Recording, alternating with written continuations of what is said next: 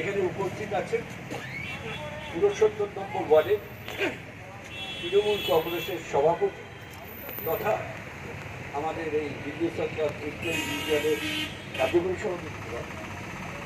কার্যকরী সভাপতি শ্রী দিলীপ ঘোষ, তিনি রাম নামে এই অঞ্চলে বহুল পরিচিত।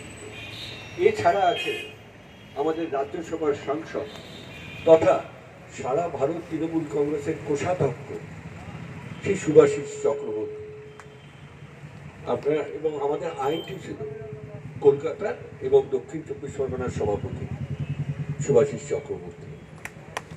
এই হিন্দুস্তান ক্লাব এদের যেটা এমপ্লয়ি ইউনিয়ন আছে, তারা কিন্তু আজকে এখানে জমায়েত হয়েছে। তারা কিন্তু তাদের মাইনে বাড়ানোর জন্য জমায়েত হয়নি। তারা জমায়েত হয়নি বোনাস বৃদ্ধির জন্য, তারা জমায়েত হয়নি কোনো অবৈধ কাজ করার জন্য। তারা জমায়েত হয়েছে শুধু পেটের জন্য। কি হয়েছে এখানে? মার্চ মাস থেকে জানেন যে লকডাউনের জন্য ক্লাবটি বন্ধ ছিল। হঠাৎ সেখানে একটি নোটিশ টাঙানো হয় বা একটা যে জানানো হয় যে অর্ধেক কর্মচারীকে নেবে, অর্ধেক কর্মচারীকে বাদ দেবে। এদের ঠিক করতে বলা হয় কোন অর্ধেককে নেবে বাবু। তারপরে শেষ পেশ হলো কি 7 জনকে দেবে না।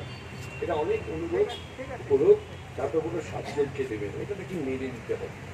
এরপর বাড়িতে বাড়িতে ফোন যেতে আরম্ভ করলো, যে তোমরা অন্য ইউনিয়ন করে বলো আমরা কাজে যোগ দিতে চাই।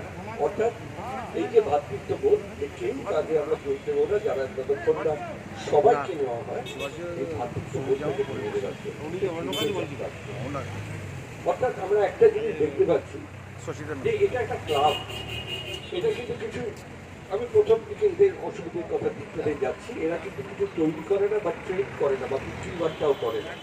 এই লকডাউন পিরিয়ডে বাজার খারাপ, আমাদের ইনকাম নেই, তাই জন্য আমরা পাচ্ছি, এটা কিন্তু নয়। এখানকার যারা সভ্য তারা কেউ দিনারি দিন খায় বা নিম্ন মধ্যবিত্ত ঘরেরও সভ্য নয়। এখানকার যারা সভ্য তারাও কিন্তু ক্রোড়পতি। অর্থাৎ ওদের কিন্তু ওই যুক্তিটা করে না যে ক্লাবের ইনকাম কমে গেছে, কিন্তু তাও তার কারণ আর কিছু নয়। আমরা জানি আমাদের যে কেন্দ্রীয় সরকার, নরেন্দ্র মোদীর যে সরকার, এই সরকার আজকে ভারতবর্ষকে ক্রমশই কাজ চাকরির জায়গা সংকুচিত করছে এবং এরা চাইছে যারা মালিক শ্রেণী তাদের হাত শক্ত হোক, তারা বেশি মুনাফা করুক, তাতে মানুষের ধন প্রাণ মান জান যাক, কিন্তু কিছু এসে যাবে না। আজকে দেখেছেন একটা মাত্র লাভের জায়গা ছিল কৃষি, সেখানেও সেটা কর্পোরেট সরকারকে দিয়ে দিচ্ছে। এবং এই যে কর্পোরেটের যারা অংশীদার তারাই কিন্তু এই ক্লাবগুলোকে চালায়। এই কর্পোরেটে বহু করে চাকরি করে বা তাদেরও ব্যবসা আছে, আজকে সারা ভারতবর্ষের মতো ব্যবসা যারা তুলে দিচ্ছে, তারাই ক্লাবটা চালায়। এবং তারা এই দিকে উদ্বুদ্ধ হয়ে এখানেও সেই ছাঁটাইয়ের অভিযান চাইছে। এখানে যারা চাকরি করে তারা খুব লুক্রেটিভ জব পায়, মানে স্যালারি পায় না। এরা কিন্তু কেউ চাকরি করে কেউ ভাবতেই পারে না যে একটা ফ্ল্যাট কিনবো, একটা গাড়ি কিনবো, কেউ ভাবতেই পারে না। তারা শুধু স্ত্রী পুত্রকে নিয়ে দিন গুজরান করতে পারে।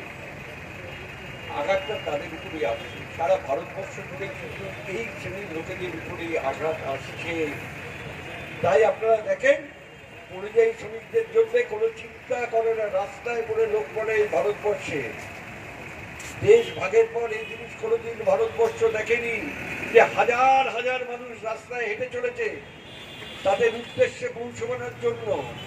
এরা সেই জিনিসটাকে অনুপ্রাণিত হয়ে করছে। পেটে রাখি পারে, মনে মরুক, রাস্তায় পড়ে মরুক, কিন্তু একটা জিনিস খালি এটা ভুলে যায়, মানুষ কিন্তু দায়ী হয় যারা অত্যাচারীও তার পতনের জায়গাটা ভুলে যায়। যে পশ্চিমবঙ্গ কিন্তু আজকে যিনি রাজত্ব চালাচ্ছেন, যিনি আজকে মুখ্যমন্ত্রী, তার নাম মমতা ব্যানার্জি। এখানে সারা দেশে চাকরির জায়গা ক্রমশ কমে আসছে, সেখানে চাকরির জায়গা বেড়েছে এবং কেউ তার রাজ্যে ভোকা বলুন, কেউ তার রাজ্যে তার চাকরি থেকে বঞ্চিত হোক, এই জিনিস মমতা ব্যানার্জি চলতে দিতে পারেন। এবং মমতা ব্যানার্জি এমন লোককে তিনি আজকে কলকাতা বা দক্ষিণ